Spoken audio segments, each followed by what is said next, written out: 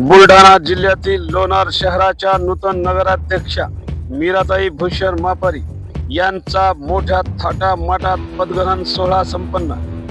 या अभूतपूर्व सोहळ्यासाठी राहुल बोंद्रे, श्याम उमाळकर, लक्ष्मण कुमरे, भूषण मापारी, सचिन पाटील, विकास पाटील, सागर पाटील, काँग्रेस पक्षाच्या गटनेत्या सीमाताई शिंदे, माजी शहराध्यक्ष नितीन शिंदे, श्याम राऊत, एजाज खान, काँग्रेस पक्षाचे युवा नेते बाबासाहेब मस्के, नगरसेवक पंढरी चाटे, जिल्हाध्यक्ष अनिकेत मापारी, अलीभाई खुरेसी, सोशल मीडिया तालुकाध्यक्ष काँग्रेस पक्ष व ग्रामस्थ, कर्मचारी, अधिकारी यांच्या उपस्थितीमध्ये भव्य असा पदग्रहण सोहळा संपन्न झाला।